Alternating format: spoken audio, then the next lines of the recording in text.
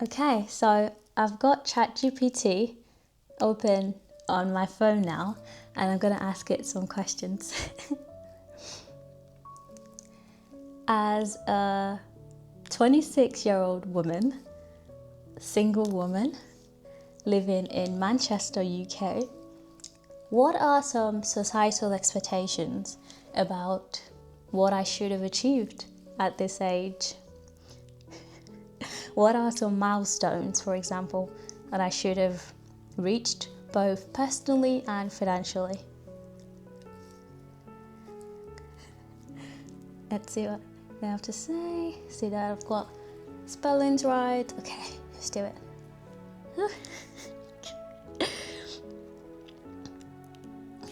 I'm going to wait for it to fully output the response and then I'll play it out. Oh my god, why am I nervous? Feels like a life audit. Oh my god, oh my god. Okay. It's still going. Oh dear Lord. Okay, we're done. Okay, let's do this. Are you guys ready? Societal expectations for women in their mid-20s, particularly in places like the UK, can vary widely depending on cultural, social, and individual perspectives. However, here are some common milestones or expectations, both personally and financially, that society might impose or suggest. Personal milestones. 1. Career progression. It's often expected that by 26, you've started to establish yourself in a career, or at least have a clear direction of where you're heading professionally. Society might also expect you to have moved beyond entry-level roles and be working toward mid-level or specialized positions. Oh 2. dear. Romantic relationships. There might be an expectation to be in a serious, long-term relationship or even engaged, though this varies with changing norms. Okay. Alternatively, people may expect you to be actively dating and exploring what you want in a partner. Okay, well, let's start with the career progression. I don't even know. Is my role entry level? I have 3+ years in the role that I've been since uni, but I also have a year of work experience from my uni degree. I did a 4-year degree that included a year in industry. So I have 4 years of experience now. But in some roles, that's still considered entry level. I believe from 3 to 5 is mid senior, but some jobs will still advertise that as entry level, which I believe it's just crazy. Romantic relationships, I'm not in any. I don't have a boyfriend. I've not had one for 2.5 years now. I'm not engaged. I know people my age who are, but out of 2, that's already neither or 1 at most that I've achieved. So let's carry on. 3. Living independently. Many view this age as a time when you should be living independently, possibly renting or even owning your own place. In cities like Manchester, it's common to rent, but societal pressure may push toward home ownership, even if it's unrealistic for many young professionals. 4. Friendships and social life. You're expected to have a stable, supportive social circle and be actively involved in hobbies or communities that align with your interests. Okay. 5. Health and lifestyle. Society often expects women in their 20s to focus on fitness, health, and self-care, projecting an image of having it all together. Financial milestone. Let's talk about that. Projecting an image of having it all together. Even ChatGPT is telling you it's all projection. It's all what social media is literally portraying. It's what people want you to see. It's that assumption. That's all it is. It's like people think you have it all together because what? You have a partner, because you have a friendship group, because you have a job, because you're living independently. I don't own any properties, not that I know of. I pay rent, but I don't even live by myself. I live with my sister. We split bills. That's the only way right now that I could be able to have some form of financial, stability. Not just stability, but like preparing for the future, having savings and investments.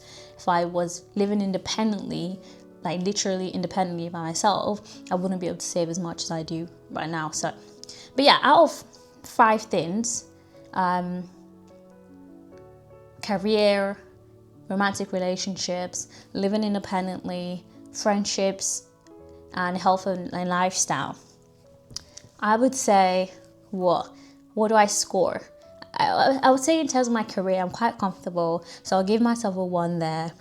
Don't have a man, not living independently, don't own, so I wouldn't score myself on that. I have a decent friendship and social life, and in terms of health and fitness, I feel like I score halfway because I do work out. I'm fairly comfortable with my lifestyle in terms of that department. So I give myself a 2.5 out of 5. I'm not doing too badly actually, but I definitely do not project an image of having it all together, nor do I think I have it all together. Maybe I don't know. How would I know? I would need to ask people who know me, perhaps, if I look like I have my life together. But yeah, I definitely don't think I portray that. Let's carry on. There's a little bit more about finances. 1. Savings and investments. There's often pressure to have a robust savings account, including contributions to a retirement fund or investments. Some people might expect you to have an emergency fund, typically 3 to 6 months worth of expenses saved. 2. Home ownership. While not a universal expectation, some may consider owning a property by this age to be a significant achievement, despite challenges in the housing market. 3. Debt management. It's often expected that you've managed student loans or credit card debt responsibly and are working toward financial independence. Number 4, earning a comfortable income. By 26, many expect you to be earning enough to live comfortably, pay bills, travel occasionally, and afford small luxuries. 5. Budgeting and financial literacy.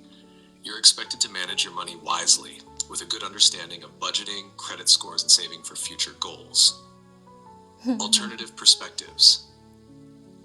Cultural shifts. Many younger people are rejecting traditional timelines, focusing instead on personal growth, mental health, and flexibility. Correct. Individual circumstances. Your background, goals, and aspirations define success more than societal expectations. If some of these milestones resonate but feel out of reach, that's normal. Societal pressures often ignore systemic barriers, individual goals, and the reality of modern life. Oh my God. What's important is aligning your progress with your personal values and aspirations, not arbitrary standards. I could not have said that any better. What matters is your own personal goals and aspirations, not some arbitrary number, not some arbitrary achievement you should have gotten at whatever age. I mean, let's be realistic though. I think as much as these could be societal expectations, they are still adjacent to our own personal expectations of ourselves. And it's kind of normal, if you were to talk to someone on the app and they said they live by themselves, and they're like 35, it's like, yeah, of course you can afford to live by yourself at 35. But say you're talking to a 21-year-old or a 22-year-old, because they're within your age group, you shouldn't necessarily, it would be good, it would be nice if a 21-year-old can afford to live by themselves, but not as much as you would expect a 31-year-old to have sort of attained some level of financial independence. So I'm not going to say we should completely dismiss all the milestones in life.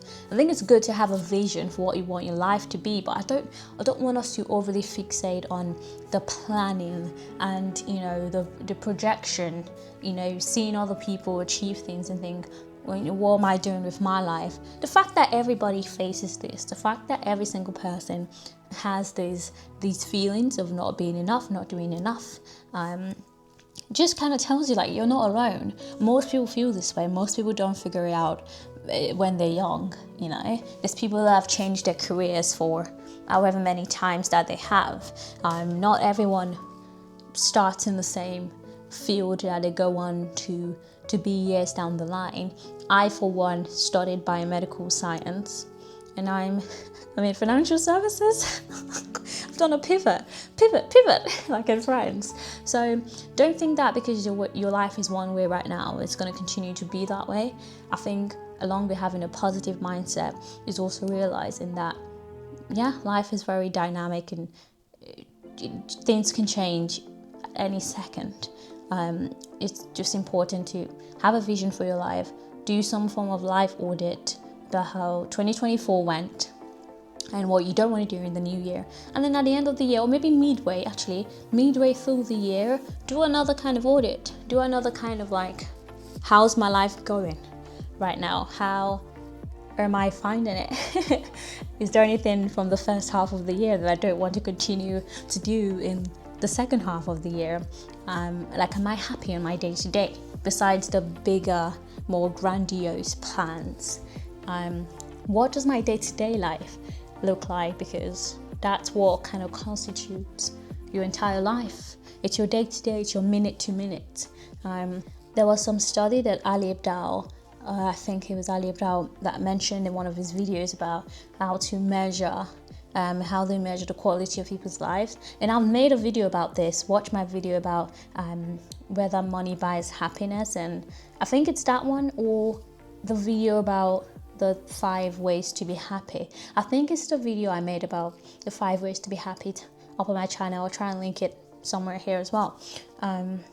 Yeah, and it talks about how, or here, and it talks about how, like, the different things that, you know, build up to the term happiness. And part of it is how you feel in like this moment right now.